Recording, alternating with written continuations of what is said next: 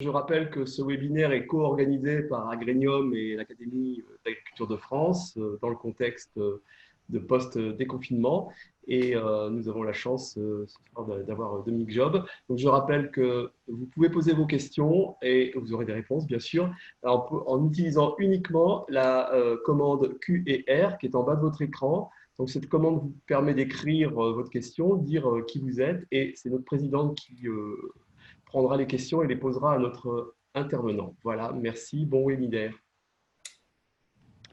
Merci beaucoup, messieurs. Donc, j'en profite moi aussi pour remercier Aristide et Philippe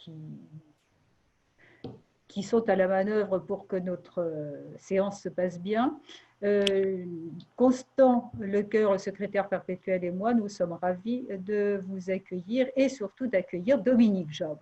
Alors, je l'ai rappelé tout à l'heure à 14h30 pour la première des conférences de l'après-midi.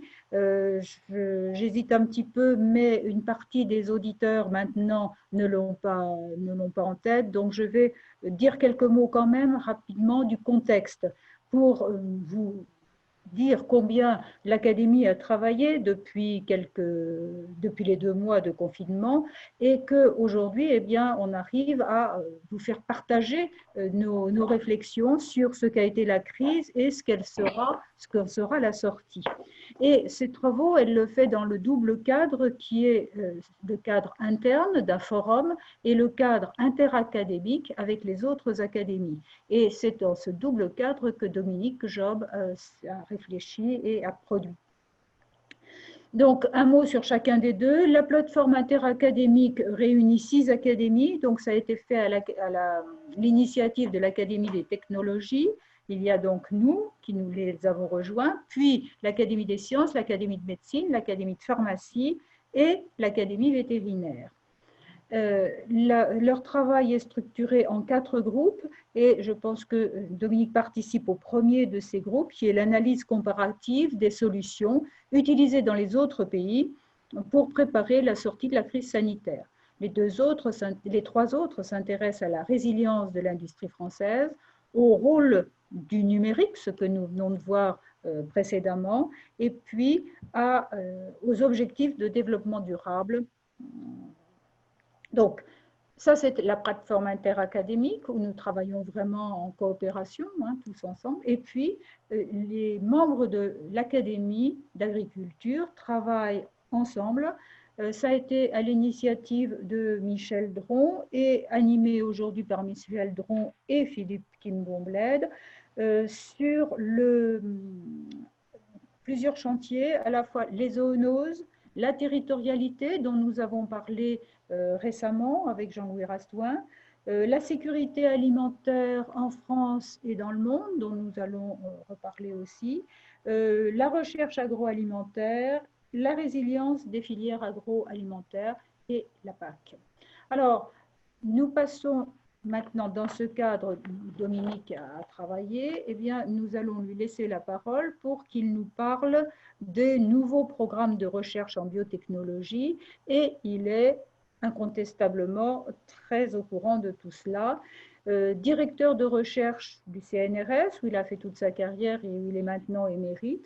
Il est docteur d'État en biologie végétale et il a participé à la promotion de la génomique végétale en France et en Europe parce qu'il a été coordinateur ou directeur scientifique de plusieurs projets français et européens.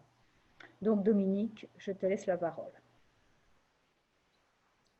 Merci Madame la Présidente, Monsieur le Secrétaire perpétuel.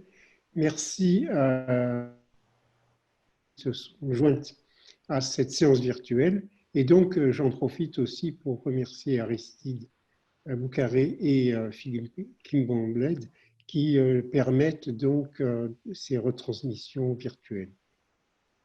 Voilà, donc je vais donc partager mon écran pour commencer donc cette présentation. Alors, partager l'écran. Voilà. Donc, je vais vous parler donc de l'apport des biotechnologies végétales pour produire des vaccins et des molécules thérapeutiques susceptibles de lutter contre la pandémie de Covid-19.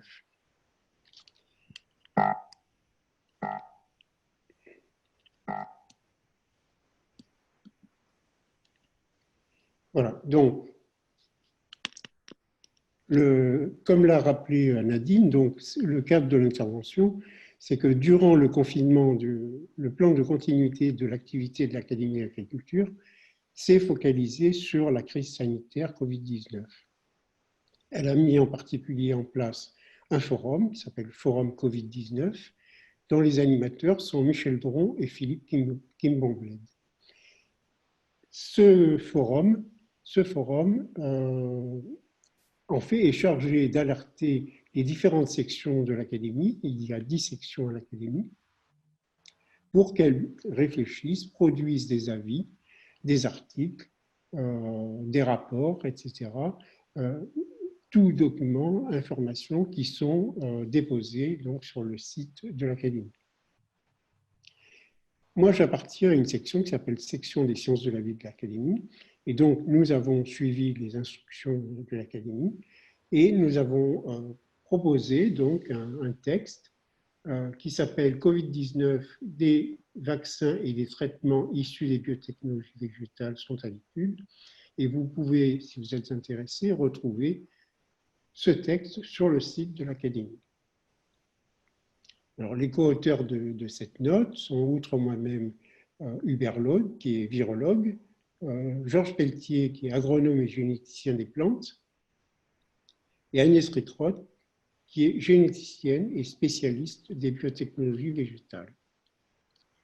Peut-être une petite liaison avec Aristide, parce que j'ai non seulement mon image, mais j'ai un grand N, le secrétaire perpétuel et Aristide, ce qui fait que mon écran est passablement...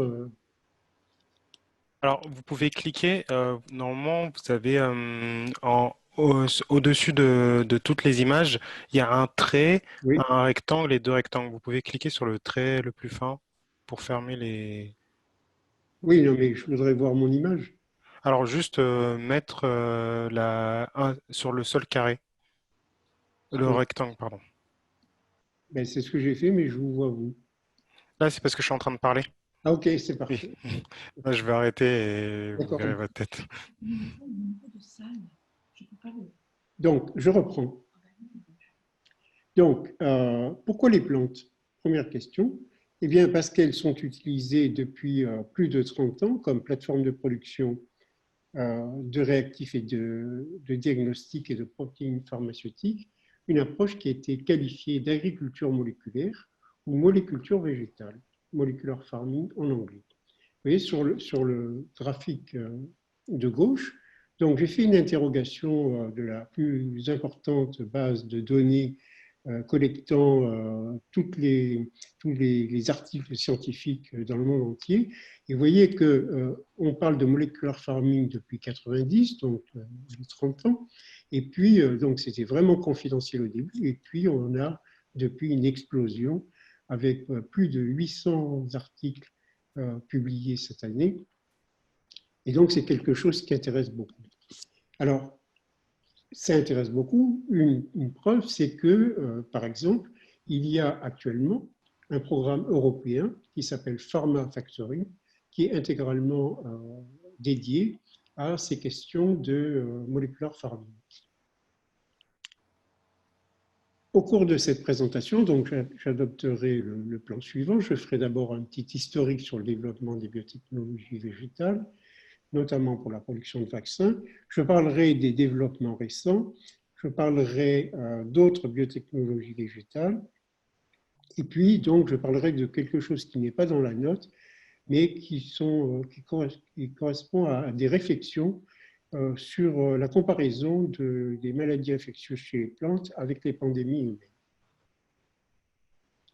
Donc, je fais quelques petits rappels pour commencer. Donc, comment est-ce qu'on peut exprimer un gène hétérologue chez une plante?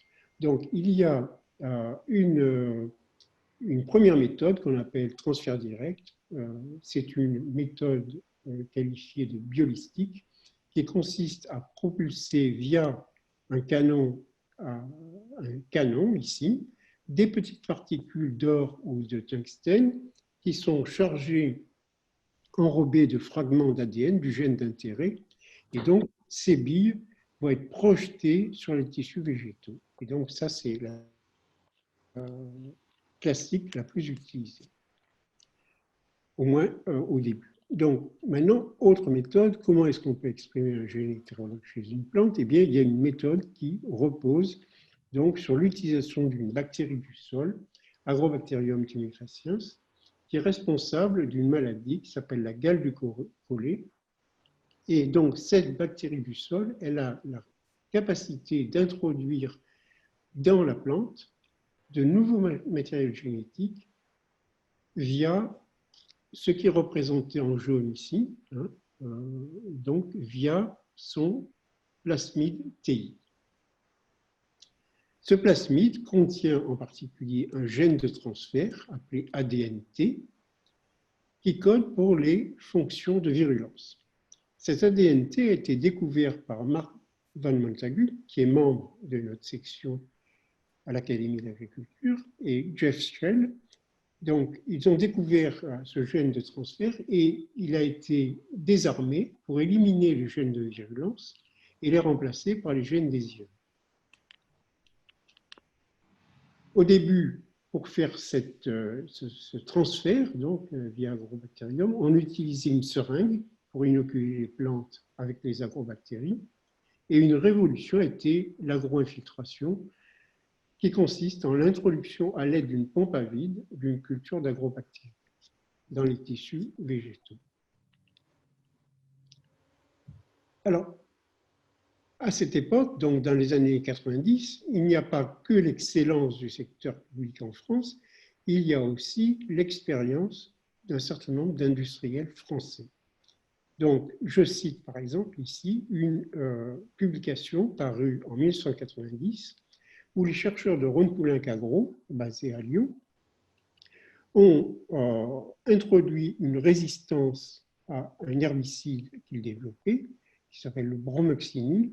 Ils ont introduit ça dans les plants de tabac à l'aide d'Agrobacterium tumefaciens. Et plus que de faire des publications, en fait, ce tabac transgénique a été vraiment quelque chose de pionnier parce qu'en fait, il est devenu une première européenne, donc en 1994, il est devenu le premier organisme transgénique végétal mis sur le marché en Europe. Donc à cette époque-là, la France était vraiment très, très compétente. Je vais parler maintenant d'expression transitoire. Donc l'agro-infiltration dont je viens de parler ne vise pas toujours à changer durablement le génome. Elle peut aussi permettre l'expression transitoire d'un ou plusieurs gènes hétérologues. Dans ces applications, l'agro-infiltration est conduite dans des tissus somatiques, typiquement c'est les feuilles, et toujours en utilisant la pompe à vide.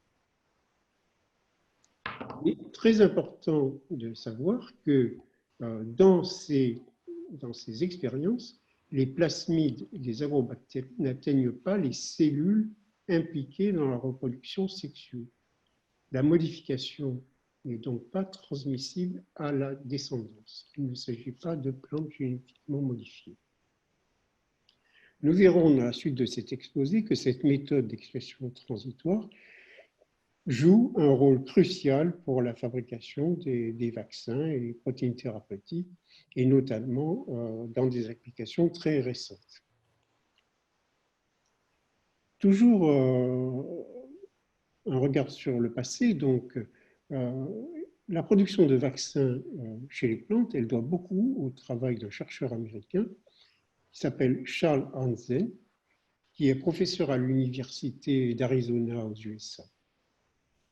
Et dès les années 90, l'équipe de ce chercheur a obtenu des plants de tabac et de pommes de terre transgéniques exprimant une protéine de capside du virus de Norwalk qui est responsable de gastroentérite aiguë chez l'homme. Cette protéine de capside, ainsi produite, s'est avérée immunogène par voie orale chez la souris. Depuis ces travaux, d'autres vaccins potentiels ont été développés chez diverses plantes, la tuberculose, l'hépatite B, la dengue, le HIV, Ebola, Norwalk et la grippe, par exemple. Si vous regardez les plantes que j'ai indiquées entre parenthèses, c'est-à-dire les plantes qui ont été utilisées pour produire ces vaccins, ben, vous voyez que les trois dernières, donc les plus récentes, correspondent à la même plante qui est Nicotiana bentamayana. Donc, je vais vous parler un petit peu plus de cette plante. Alors, c'est une plante qui est indigène d'Australie, de la famille des Solanacées, donc qui regroupe la tomate, la pomme de terre, l'aubergine, le tabac, etc. Elle a été découverte en 1831 par Benjamin Bynum, qui était un assistant de Charles Darwin lors de la seconde mission d'exploration du Beagle. Alors, pourquoi porte-t-elle ce nom? C'est parce qu'elle a été nommée ainsi en l'honneur du botaniste Bentham, qu'il a décrit dans son ouvrage sur la flore australienne. Alors, cette plante, en fait, donc, j'ai oublié de mentionner que, vous voyez les petites épingles noires ici, bon, ce sont des îlots, des spots où vit naturellement cette plante, et donc ce sont des régions qui sont séparées par de vastes espaces désertiques. Cette plante présente un certain nombre de caractéristiques, dont une importante est une croissance rapide, mais ce qui nous intéresse ici, c'est sa capacité naturelle à exprimer des gènes d'autres espèces. Comment est-ce possible? Cette capacité naturelle résulte de l'inactivation du gène codant une enzyme qu'on appelle l'ARN polymérase ARN dépendante, et cette enzyme joue un rôle crucial dans la protection du génome des plantes contre les virus. Et un tel dysfonctionnement fait que cette plante est un excellent hôte pour l'expression génique transmise par les virus. Donc, cette plante suscite beaucoup d'intérêt pour les biotechnologies végétales. La preuve, c'est qu'il y a un projet européen en cours qui est entièrement consacré à l'usage de cette plante, au séquençage de son génome. Et donc, c'est un programme européen qui s'appelle Nicotiana, qui comprend un grand nombre d'industriels, de partenaires industriels et académiques de 8 pays européens et également un groupe australien. Donc, maintenant, je voudrais parler d'une chose qui a été également une révolution dans le domaine, c'est que jusqu'à présent, on s'était intéressé donc à la production d'une protéine. Et puis, grâce à ce que l'on appelle la biologie de synthèse, on a pu exprimer simultanément un grand nombre de protéines en même temps dans la même plante. Et l'un des exemples que j'ai documentés, ça concerne une molécule qui s'appelle l'artémisinine, qui est un médicament antipaludéen très efficace, très utilisé, et qui est produit par une plante qui s'appelle l'armoise. Manque de chance, cette production est très faible. Donc, comment faire pour obtenir de plus grandes productions? Eh bien, pour obtenir des quantités plus importantes, la stratégie qui a été utilisée, donc, grâce à la biologie de synthèse, a permis de surexprimer dans la levure l'ensemble de la voie de biosynthèse présente chez l'armoise, c'est-à-dire 14 gènes. C'est colossal. C'est vraiment une révolution, car comme je le disais précédemment, jusqu'à présent, les applications portaient sur l'expression d'un seul gène. Et récemment, récemment, une stratégie similaire a été utilisée pour produire cette molécule dans les chloroplastes de tabac. Donc maintenant, je vais parler d'un autre exemple de l'apport de la biologie de synthèse pour la production de molécules thérapeutiques. Alors, bon, c'est peut-être un peu technique, mais c'est un aspect qui est vraiment essentiel pour la production de vaccins. Bon, il faut savoir qu'une fois synthétisées sous forme de chaînes polypeptidiques, les protéines subissent de nombreuses modifications post-traductionnelles qui affectent leur fonction. L'une d'entre elles consiste en l'ajout de N-glycanes sialyliés. Ces acides sialiques sont importants, en particulier pour la demi-vie des glycoprotéines circulant des mammifères. Manque de chance, les acides sialiques sont absents dans les plantes. Donc, si on fait exprimer une protéine, par exemple de virus dans une plante pour faire des anticorps ou un vaccin, eh bien, cette modification post-traductionnelle ne sera pas apportée à notre protéine. Donc, la production de ces acides sialiques a été obtenue par biologie de synthèse, ce qui a permis de faire ce qu'on appelle humaniser les protéines hétérologues exprimées chez les plantes. Et une telle humanisation a été obtenue grâce à l'introduction d'une voie complète de biosynthèse des mammifères comportant 6 enzymes.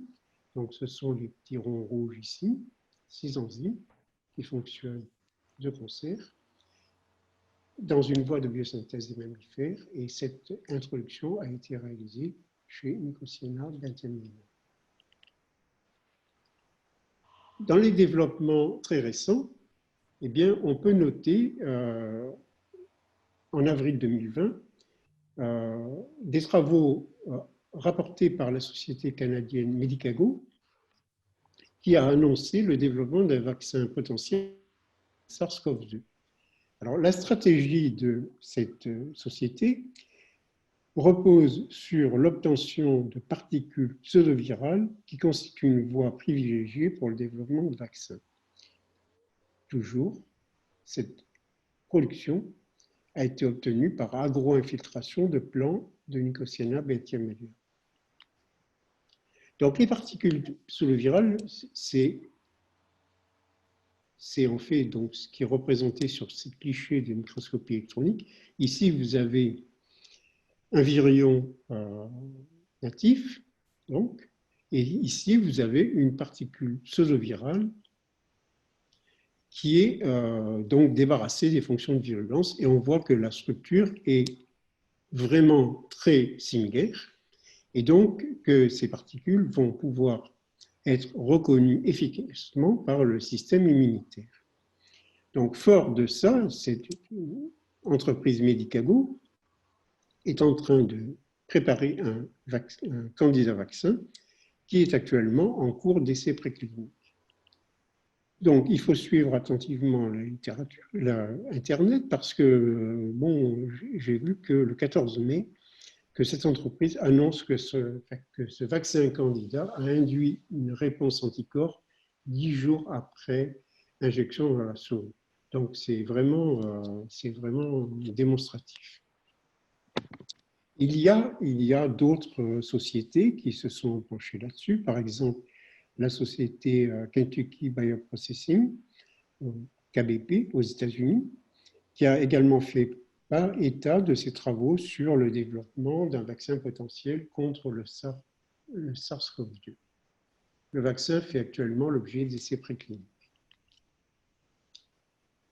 Je voudrais préciser que cette entreprise a été un acteur majeur pour une technologie qu'on appelle ZIMAP, qui est sans doute l'exemple le plus connu d'un médicament expérimental produit par les plantes. Il a été conçu pour traiter la maladie à virus Ebola. Il est composé de 3 anticorps monoclonaux et exprimé chez Nicotiana benthamiana.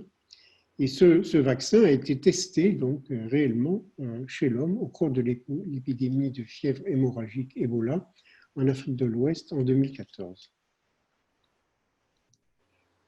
Bon, dans les développements récents, on peut également parler d'un projet qui associe les États-Unis et la Chine avec deux entreprises, iBio aux États-Unis et Beijing CC Farming à Pékin, qui collaborent dans le but de fabriquer, de développer un vaccin. Alors pour ce faire, elles utilisent une technologie particulière qui a été mise au point par iBio. Et les tests cliniques ont débuté fin mars 2020. Donc, quelle est cette technique? Bon, la technologie fast farming mise au point par iBio, elle combine en fait deux grands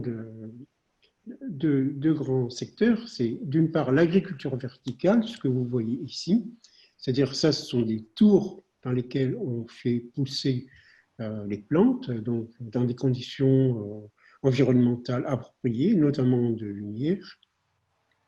Et l'autre chose importante, c'est l'agro-infiltration, donc ici. Et vous voyez donc que, en fait, ces deux approches, agriculture verticale et agro-infiltration, ont été automatisées à haut débit pour fournir rapidement, en quelques semaines, des quantités en grammes d'anticorps monoclonaux, de vaccins et d'autres protéines. Dans les développements récents, on a aussi, donc cette fois-ci, plutôt des recherches dans le domaine public. En Espagne, par exemple, le Centre national de biotechnologie coordonne toutes les recherches sur le développement de technologies chez Nicotiana benthamiana, mais également chez la laitue et le levure. Le plan d'action de ce vaste programme, c'est vraiment un programme d'envergure. Ce plan, il comprend plus d'une quinzaine de projets portés par plus de 200 groupes de recherche, c'est-à-dire peut-être plus de 1000 personnes de spécialités différentes. Donc, mon écran était trop petit pour lister tous les projets. J'en ai sélectionné quelques-uns. Donc, il s'agit de développer des vaccins. Il s'agit de cribler à très haut débit des composés antiviraux. Il s'agit de valider des agents thérapeutiques, de développer des anticorps, d'effectuer des dosages ou de mettre au point des dosages pour l'identification d'individus séropositifs et de développer différentes approches omiques telles que la protéomique, également développer toutes les approches de biologie structurale pour parfaire notre connaissance du virus. Alors ici, je donne un exemple donc, de la stratégie utilisée le plus couramment qui vise à faire des vaccins à partir de composants protéiques des virus. Donc, ensuite, espérer que ces protéines-là vont déclencher une réponse immunitaire, donc la fabrication d'anticorps spécifiques chez les patients.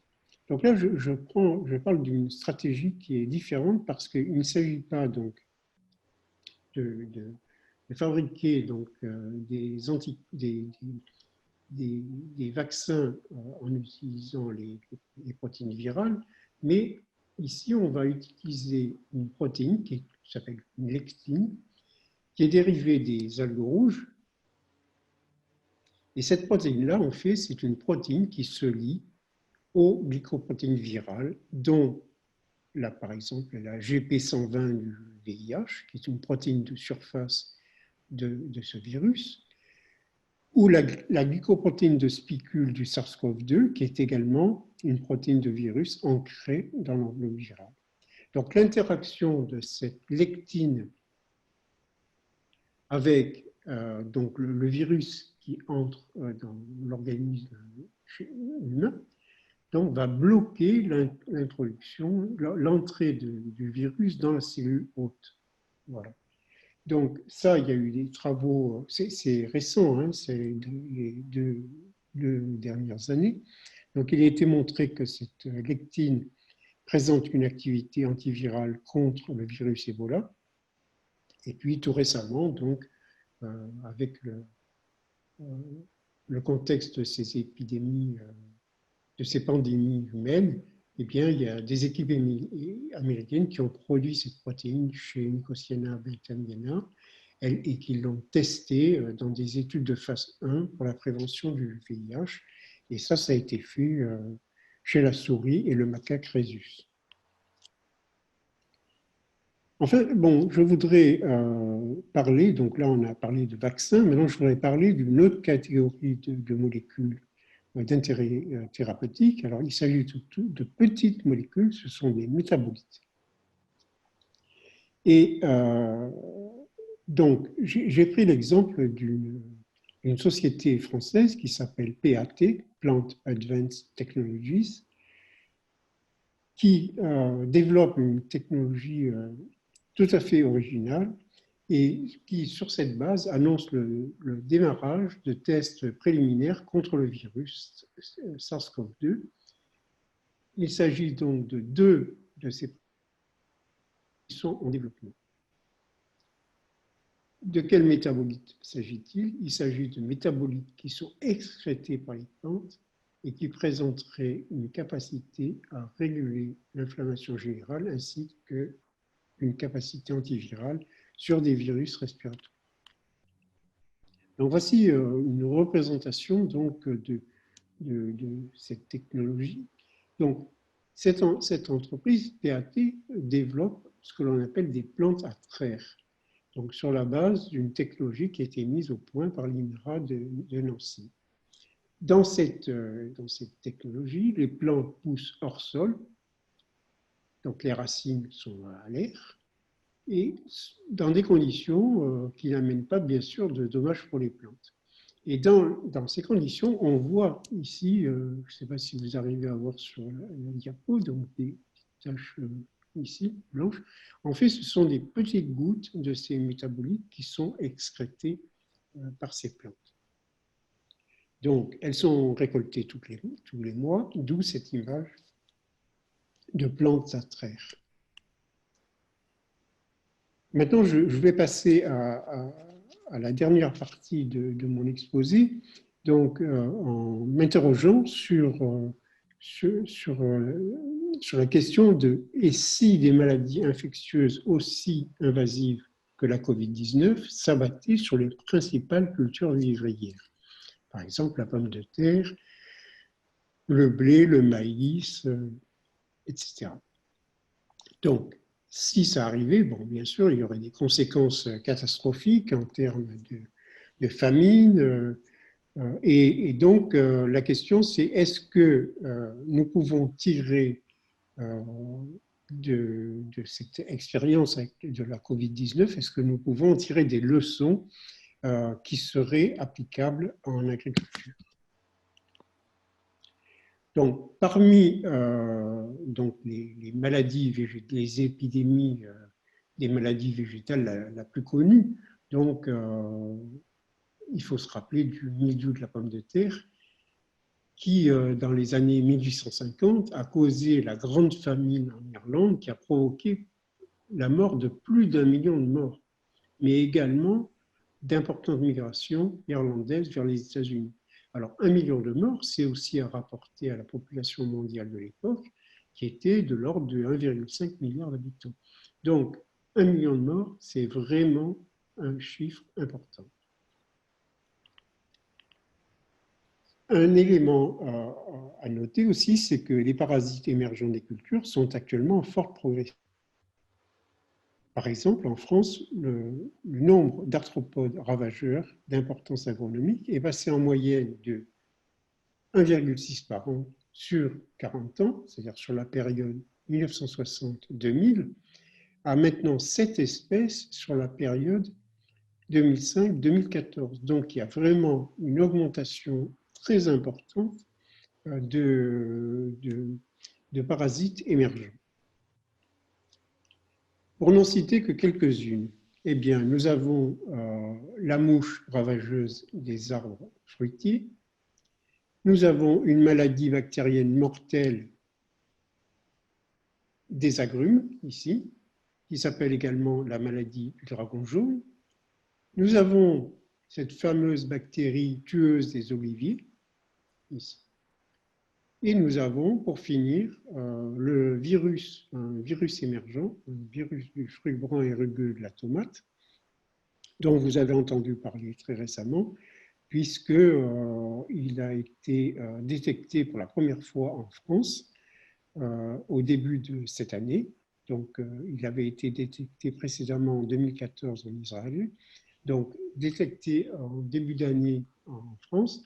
Et donc, c'est parce que les autorités ont mis en place un protocole très strict de confinement qu'on a pu éviter que ce virus se propage.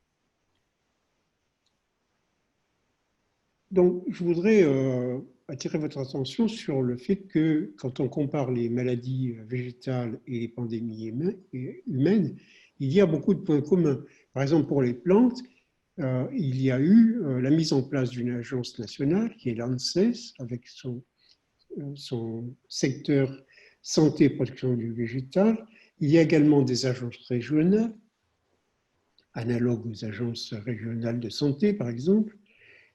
Et il y a également un réseau d'épidémiosurveillance qui a été mis en place par le ministère de l'Agriculture et de l'Alimentation. Donc, il y a aussi des méthodes de confinement. Je viens de vous parler du virus de la tomate. Et c'est grâce à ce confinement que l'on a pu éviter la propagation du virus de la tomate. Il y a bien sûr des choses analogues au traçage des contacts. Et puis, dépistage précoce des maladies, notamment utilisant Internet, le téléphone portable, la télédétection et la télésurveillance. Enfin, on a également une mise en place d'outils d'aide à la décision pour optimiser les traitements. Donc, on pourrait espérer que ces comparaisons et les enseignements que l'on peut en tirer vont nourrir l'initiative européenne One Health, une seule santé, qui vise à mieux affronter les maladies émergentes à risque pandémique.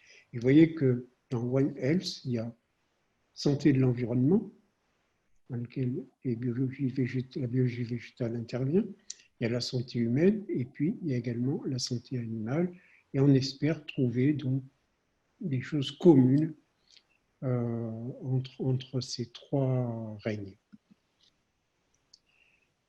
Là, bon, c'est une idée qui a été inspirée par des membres de la section, bon, pour signaler qu'il n'y a pas que des questions alimentaires dans le développement des épidémies chez les plantes. Il y a par exemple la sensibilité des citoyens au paysage. Je montre ici un exemple qui est la maladie des platanes. Vous avez ici une vue du canal du Midi où on est en train d'abattre tous les platanes le long de ce canal. Donc, cette maladie est due à un champignon qui s'appelle le chancre doré, spécifique du platane. Et pour l'anecdote, il est arrivé en France en 1945 lors du débarquement en Provence des troupes américaines, donc avec du bois, des caisses de munitions qui étaient contaminées. À savoir qu'aujourd'hui, les platanes sont atteints dans toute la France.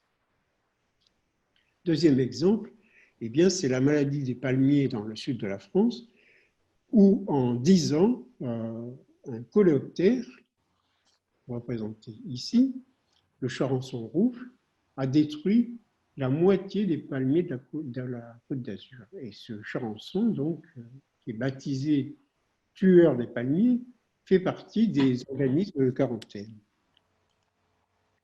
Enfin, je voudrais citer un dernier exemple qui concerne l'émergence des maladies chez les arbres forestiers.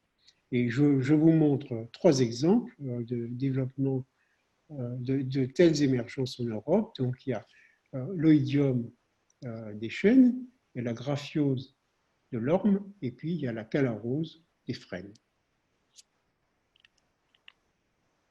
Bon, pour conclure, je voudrais, enfin, j'espère vous avoir convaincu que grâce au système d'expression transitoire, des progrès fulgurants ont pu être récemment obtenus dans l'amélioration de l'accumulation de protéines recombinantes chez les plantes.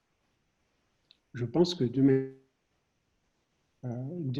nombreux essais ont été décrits pour permettre la production en masse de protéines vaccinales et de protéines thérapeutiques. Un autre fait majeur que j'ai décrit dans mon exposé, c'est que les plantes qui sont ici utilisées comme bioréacteurs, eh bien, elles ont été optimisées pour produire des protéines avec les modifications post-traductionnelles correctes. J'ai parlé de la glycosylation de manière humanisée. Et ceci a été rendu possible par utilisation de tous les outils de la biologie de synthèse. Il faut quand même observer qu'il n'y a toujours pas de vaccin d'origine végétale autorisé pour un usage humain. Et je pense qu'il y a au moins deux obstacles techniques et réglementaires qui restent à surmonter.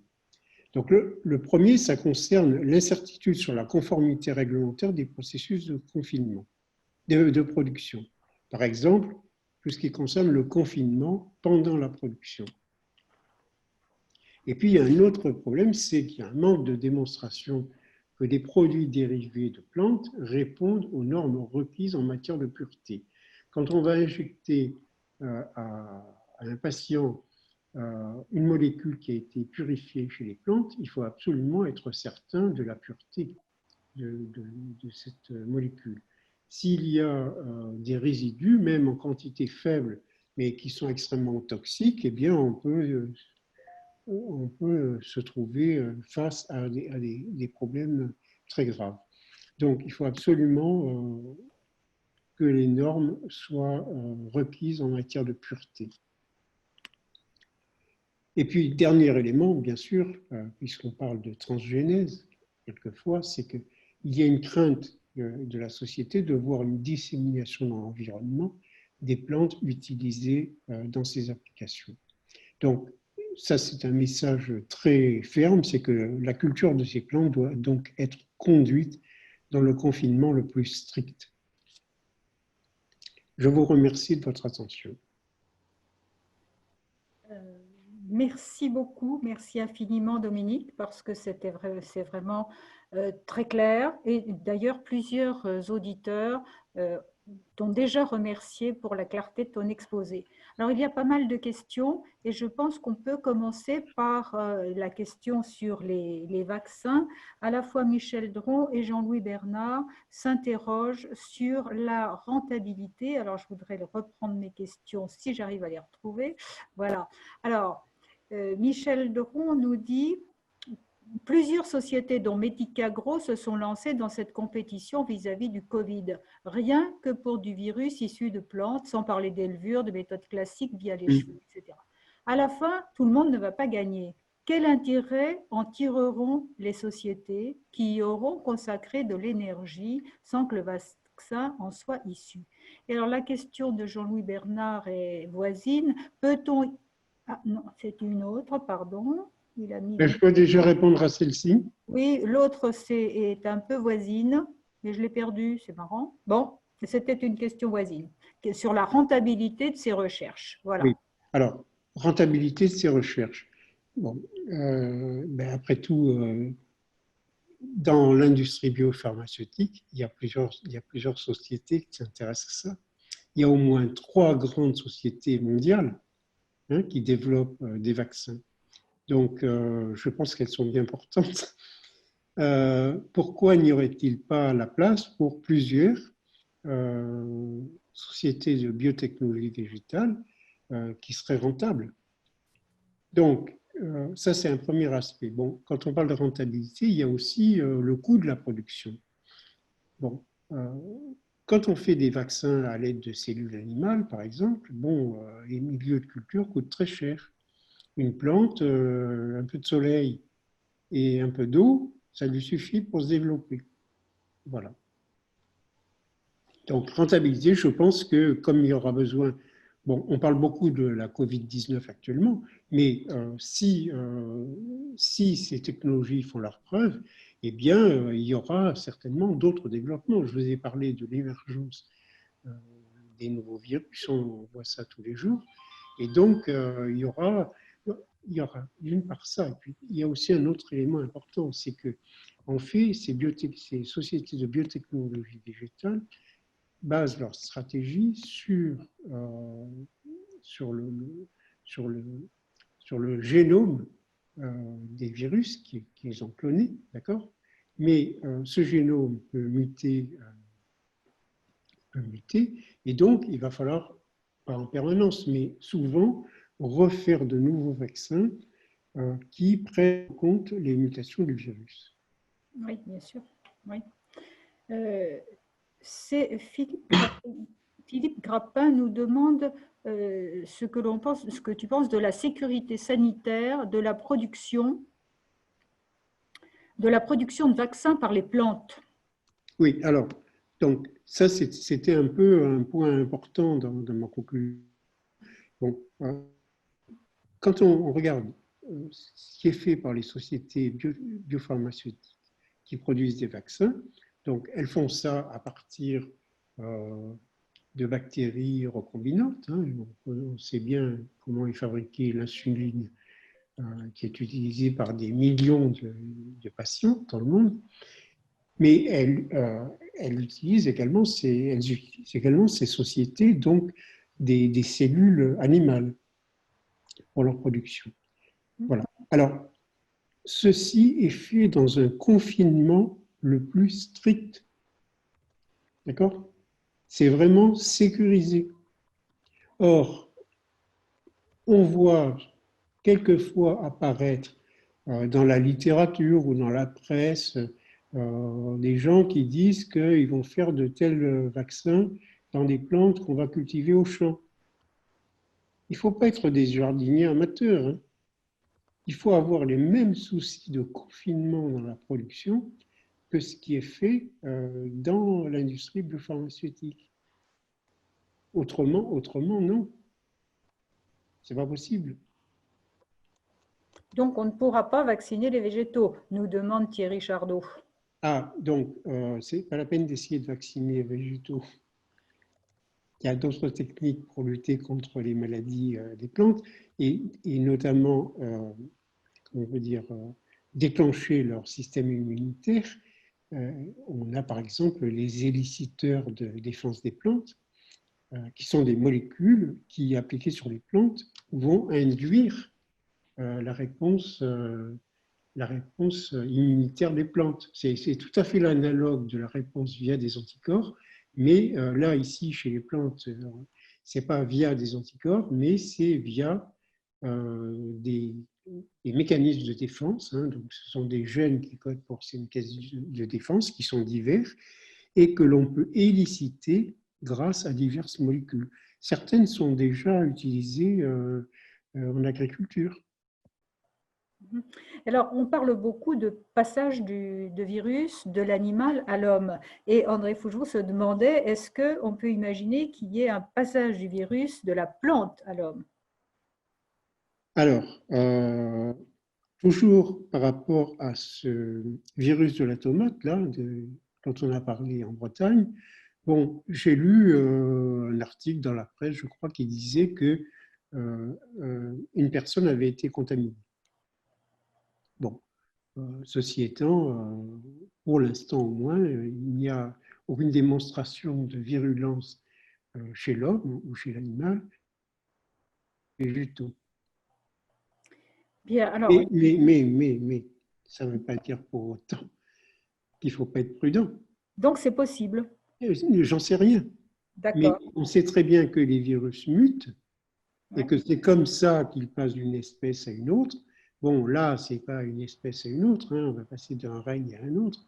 Mais après tout, un virus, c'est un virus, ils se ressemblent tous étrangement. Mais on n'a encore jamais eu d'exemple au Jamais, passage. non. Bon, ce serait une première. Donc, certaines questions sont plus restreintes. Tu as parlé à un moment de la plante artémisine. Oui. Est-ce qu'il y a un rapport avec l'armoise et en particulier la tisane à l'armoise dont le président malgache nous présente ça comme un remède miracle et demain Oui, c'est exactement ça. Donc, c'est une molécule qui est fabriquée par cette armoise, mais en quantité très faible. Et donc, si on devait l'utiliser au plan mondial, l'armoise, la pauvre, ne serait pas suffisante. D'où l'idée, en fait, de faire synthétiser cette molécule par des plantes, hein, comme ce qui est développé dans les applications que j'ai par d'autres plantes qu'on peut cultiver en masse, d'accord, et qui apporteraient les quantités nécessaires de cette molécule.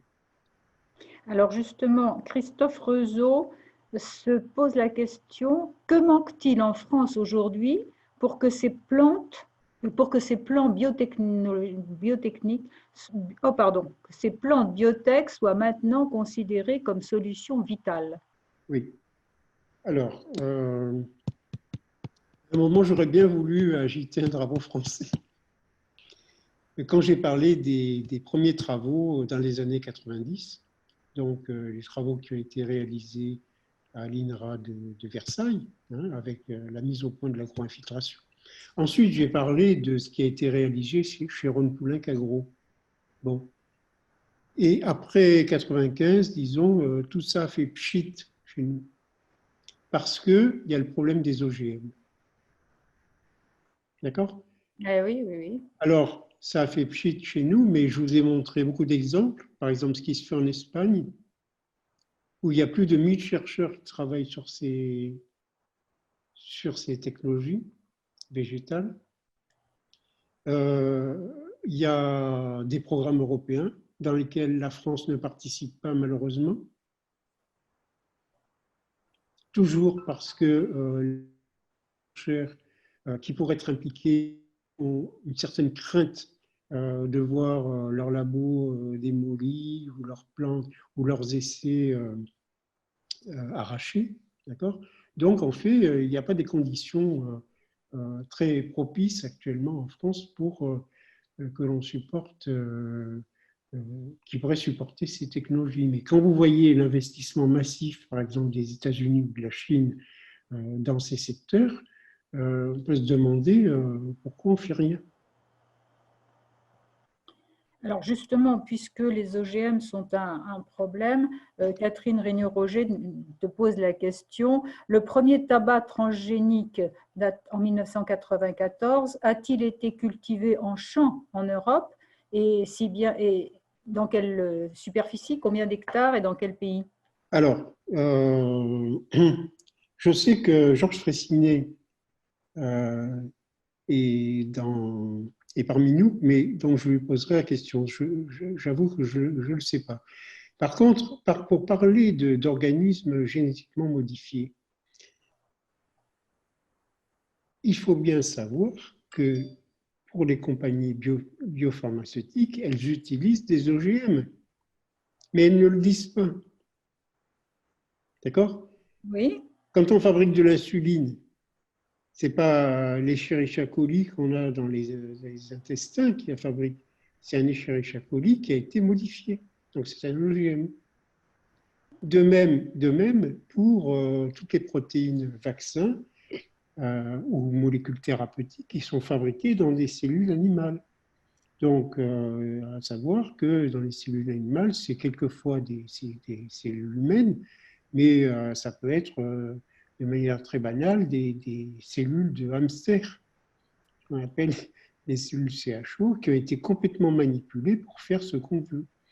Donc, est-ce que quelqu'un a été démonté Sanofi, les usines de production de Sanofi? Je ne